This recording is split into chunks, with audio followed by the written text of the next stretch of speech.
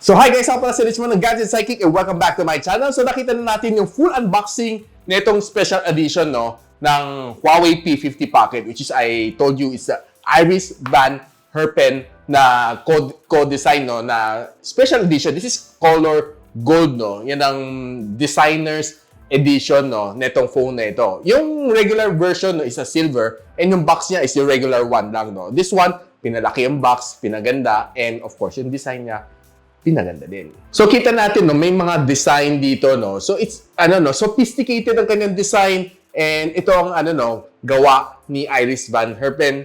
And I'm sure na it's people na mahilig sa art would appreciate this. Ako, well, okay naman sa akin. And I'm not really that too much of a artistic guy, no. Pero, I can say na okay naman siya. Very stylish naman siya. Paglabas mo nito, all you need to do is just flip it open. Pwede mo na gamitin. Astig, di ba? So, what I like about this phone is, well, first of all, okay ang kanyang hinge, no? Hindi siya basta-basta na, na biglang bibitaw lang siya. And ginawa ni Huawei, pinatibay na niyang hinges, no? And what I like about this one is hindi masyado halata yung tupi dito sa gitna. Unlike yung mga previous version, no? And from other smartphone company, makita mo yung tupi niya medyo halata, no? Ito, halos hindi mo masyado mapapansin. Ayan o. Di ba, guys?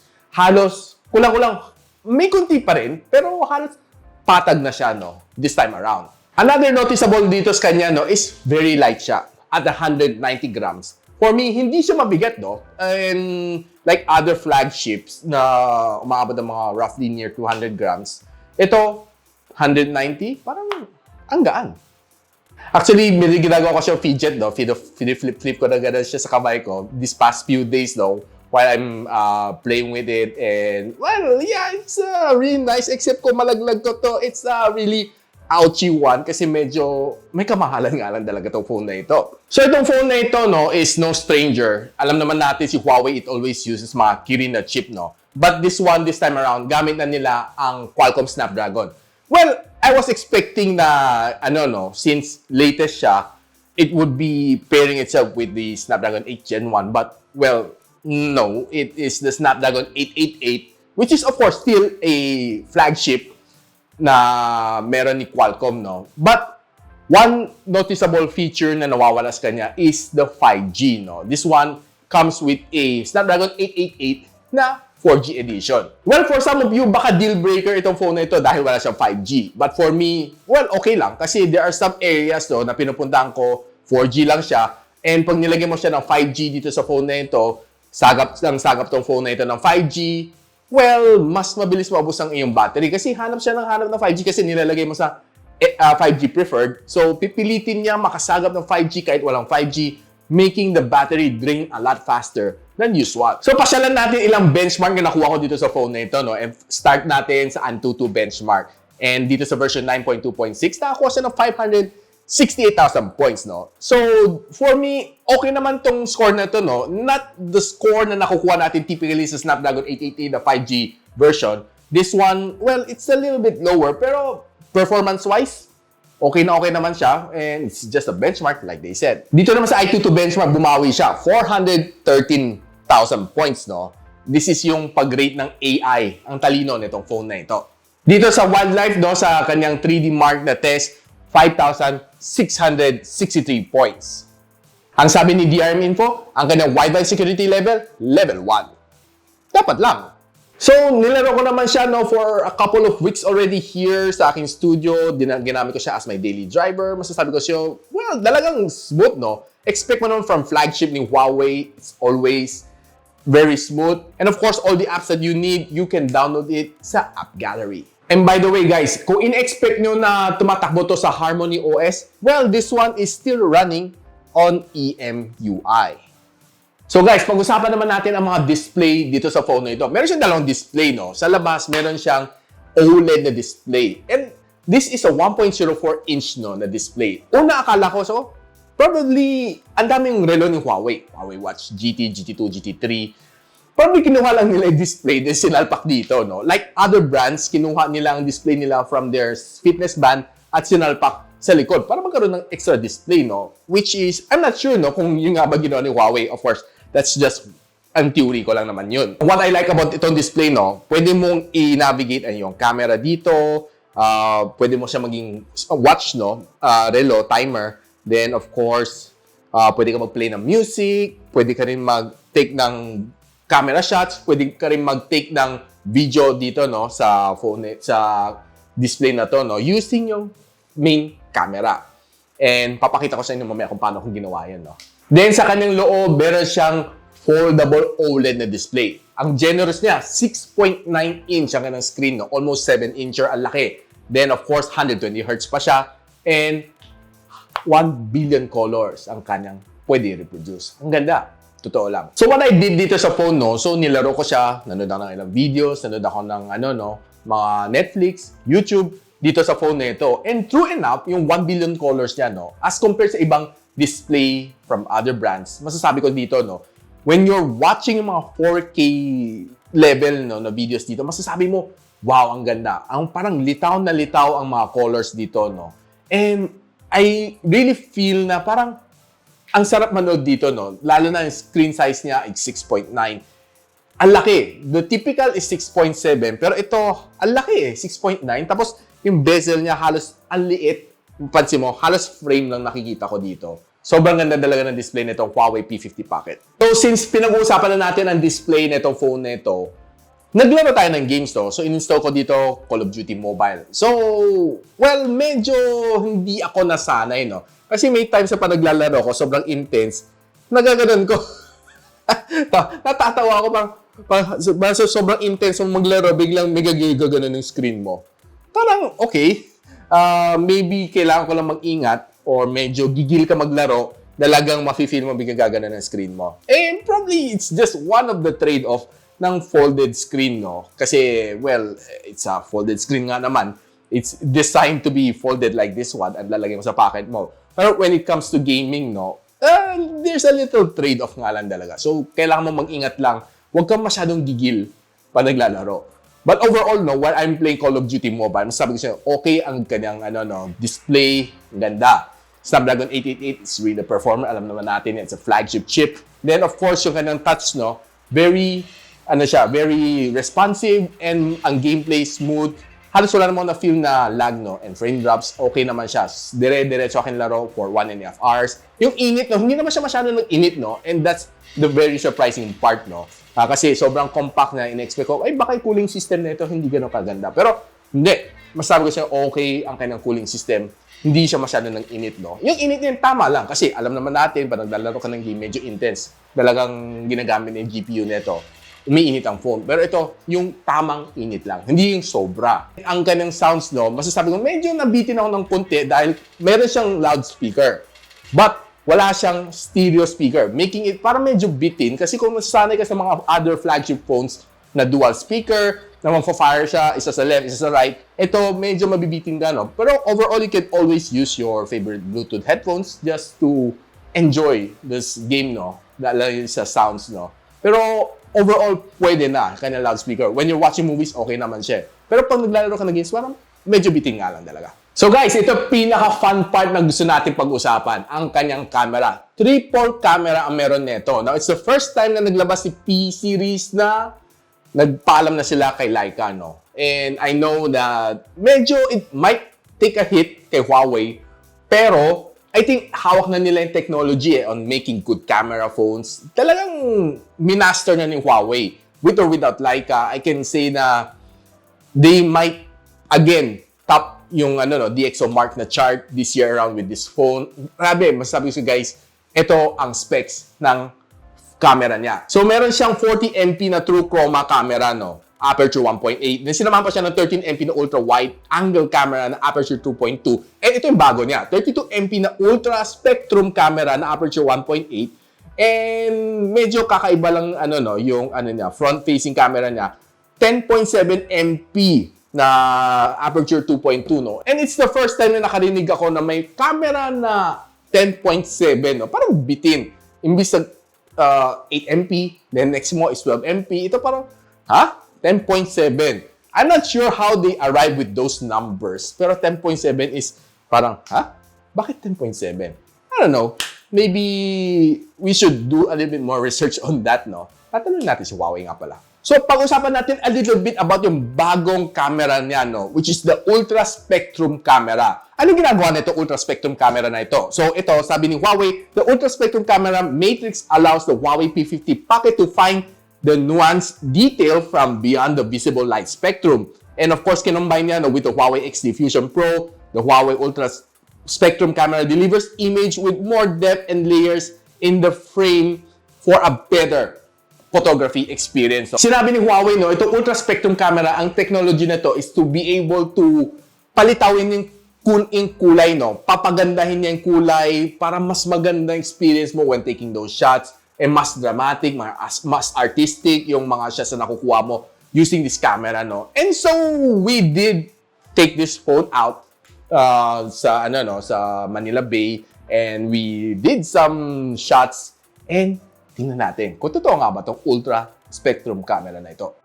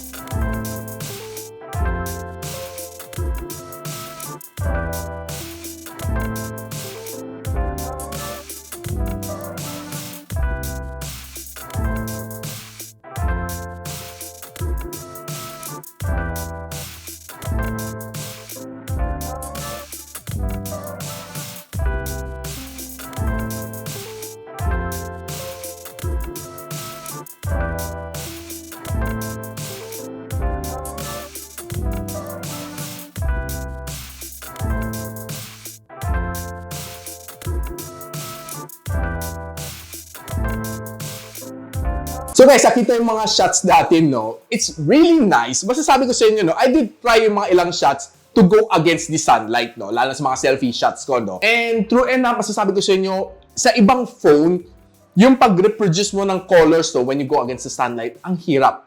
Okay? Makita mo parang na-overexpose ang mga pictures. But itong kay Huawei P50 Pocket, no, given na may ultra spectrum camera siya, no, it was able to probably balance yung color, making it parang wala lang yung araw. And it's really nice, no? Masasabi ko siya, it was able to reproduce yung colors na gusto ko. Lively, dramatic, artistic na colors, no? And I was really blown away with the photos, no? And of course, ang dami nating shots na nakuha, no? Tinry natin kanyang zoom camera, tinry natin ang night photography. And surprising, ang night photography niya, ang ganda ng mga pictures, no?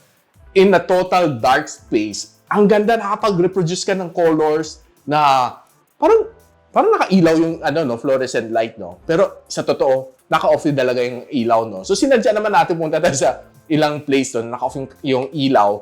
And of course, during the night, no, was able to take in some shots, no? And yung color reproduction niya, no?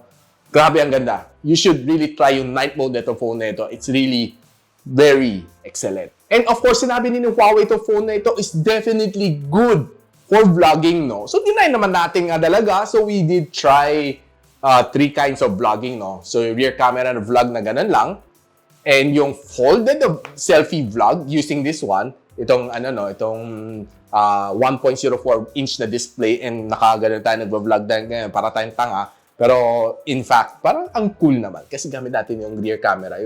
Yung pinaka-best na sensor na available ni Huawei for this one. Itong camera na to, no? Pero akala ng tao, para tayong may topak. Nakasara yung phone nito, parang siya nagbablog, parang tangan tong taong to, no? Pero in reality, hindi nila alam yung bagong technology ng Huawei P50 Pocket.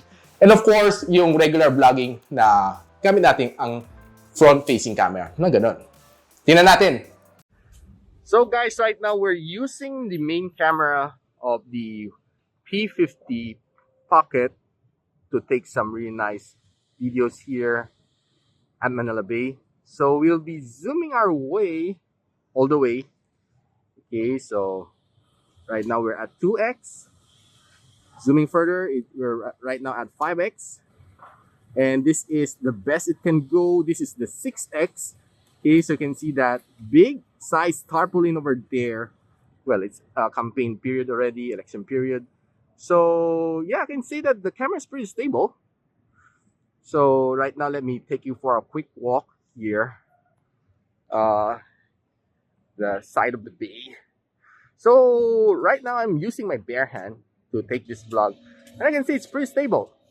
Okay, so spinning around, taking some really nice, checking the sky, checking the trees, coconut trees. It's really, really stable. So yeah, wish I can fish like these guys over here. Nice hobby. Okay, so checking the green plants over here. Well, as much as I can say, it's not saturated like other flagship cameras from other brands. So yeah, nice job on that for the P50. And you can see that the water is pretty calm right now, which makes it really nice to really just sit by the bay like these guys. Really nice time to enjoy the P50 Pocket. So guys, right now we're trying to vlog using the P50 Pocket while the phone is folded. And well, this is quite a nice feature. If you don't want to flaunt your phone and you want to use your rear camera, of course, definitely the better camera than the front-facing camera, this is how it looks like when you're vlogging while it's folded. So guys, we're right now here at Manila Bay trying to use this Huawei P50 Pocket for vlogging. And I heard a lot of good things about this camera. It has really nice light spectrum and blah blah and blah blah. So yeah, would like to try out taking some good photos, taking some good videos over here. As far as I'm concerned right now, I'm using my bare hands. Well, no gimbals here, just my regular hand. And yeah, just showing you, okay, don't have anything else here. And so we can see here that myself, I can see that it's pretty clear and pretty vivid.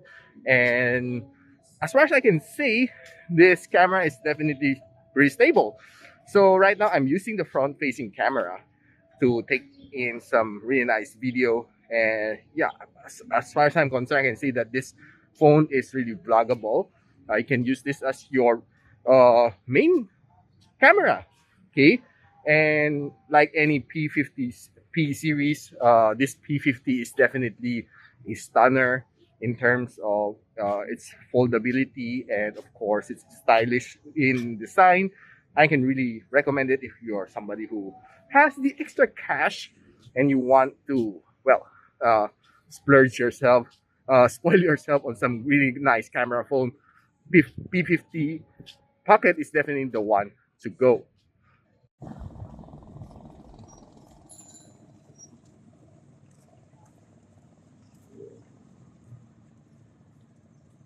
Overall guys, masasabi ko sa inyo, I was really blown away, no? Lalo na yung vlogging using itong camera na ito, no? Like, para tayong tanga. Pero overall, yun na probably the best na nakita ko, no? Feature dito sa phone na ito. And hindi halata. Akala mo may hawak ka lang siguro something like a brick na nagbablog ka ng ganon, na hindi na makakalain na tao na nagbablog ka. Unlike pag nakabukas ng phone mo ito na nagbablog ka. Alam nila na nagbablog kayo. And ito, hindi, parang discreet vlogging, mga ganon. No? Parang wala nakapansin na nagbablog kayo. Karangan nila makeup kit to di ba? Overall, masasabi ko yung camera ito for video is definitely mind blown ako, guys. Ang ganda, yung picture is really sharp. Ang ganda ng kanyang color production given yung ultra spectrum camera niya was really able to kick in here. Guys, masasabi ko, you should really try if you're out there in the market, no, naghanap kayo ng very nice na camera phone, well, wala na akong iba masabi. This is probably your best bet, no? At the start of 2022. Grabe, if you want to start vlogging for 2022, medyo may kunting budget ka, huwag na kayo mag-DSLR. Pwede na to. Ang ganda, promise. So, some other features na meron nito, no, is meron siyang side-mounted fingerprint scanner. And of course, pwede na kayo mag-face unlock using this one. It's just those regular features na meron ng mga smartphone these days. And ang battery nga pala nito, guys, is a 4,000 mAh na battery. I know na hindi ganun kalakihan. Pero para sa ganun ka-compact na phone, na makapag-pack ka ng 4,000 mAh, not bad na. Kasi kung ginawa ng 5,000 to, baka bumigat lalo. Pag ginawa naman nila under 4,000, parang naman mabibiting ka naman siguro sobrang sa kanyang battery. Now, dinayin naman natin ang phone na ito, no, down to 20%. I-charge natin pabalik. Using yung default na cable niya, default charger na 40 watts, no? And I was able to finish in just 50 minutes from 20 to 100, no? Which is not so bad now, given na 40 watts siya. And pwede siya mag-reverse na charging, no? 5 watts to other phones kung kinakailangan. Then, tinry naman natin i-check ang kanyang battery endurance. So, and this phone was able to give me a near 11 hours. Ito ang result niya, no? 10 hours and 46 minutes. Well, not bad na, no? Given na ganun kalit ng battery niya and naka-Snapdragon 888 ka pa, ang laki ng screen mo, 6.9 incher, then sa labas may display ka pa, and nakakaya na mag-withstand na ganun katagal na battery, almost 11 hours, no? So, in actual real-life usage, tinay ko ito, no? So, was able to have this in my hands for 2 weeks, you know? So, on a daily basis, pagising sa umaga, fully charged siya, 8 o'clock in the morning, then, gagamitin ko siya whole day. So, pupunta sa trabaho, gagamitin ko siya for social media, gagamitin ko siya pantawag, gagamitin ko siya sa Zoom, maglalaro ako sa lunch break, then tatawag ako sa bahay, then of course, magte-text, and of course, gagamit ng Wi-Fi, gagamit ng mobile data. At the end of the day, guys, meron pa akong roughly 20%, no, na natira dito sa phone na ito, no, pagdating sa mga around, mag-near 7 o'clock. Ganon kakunat, no? So, at the end of the day, kailangan mo na mag-charge. Pero, well, nakalast siya ng 1 whole day. Which is really good, no? Yung kanyang battery performance. Now, guys, anong masasabi ko dito sa phone na ito? The HUAWEI P50 Pocket Iris Band Hairpin na edition, no? I know na medyo may pagka-pricey siya, no? Pero, it always comes with yung mga things na gusto natin, which is a very nice camera, a very nice gaming experience din dito. Plus, yung folding experience is definitely nice. And of course, pwede mo rin siya gawing fidget. And another feature na gusto ko sa kanya is to be able to vlog na nakasara yung phone, no? And of course, using its best camera available dito sa kanya, which is yung rear camera niya na nakaganon ka lang. It's more of a parang nagbablog ka na discreetly na hindi halata na may hawak kang cellphone. More of safety features. So guys, if natuwa kayo dito sa phone na ito, kung gusto nyo malaman kung saan po pwedeng bilhin tong phone na ito, I'll post it on the description box below. Check na yung links dito sa aking YouTube page. And of course, I'll be sharing more photos with you guys on my official Facebook page at Gadget Sidekick sa Facebook. And of course, probably I'll be posting some photos sa Instagram as I continue to use this phone here sa aking studio. Maybe makikita padramatic ang mga shots na makukuha natin as we practice using the HUAWEI P50 pocket. So if you like this video, don't forget to like, subscribe, and of course, click that bell icon so you don't miss any future videos here sa aking channel. And so ako pala si Richmond and you're watching Gadget Sidekick. Flip! Kucha!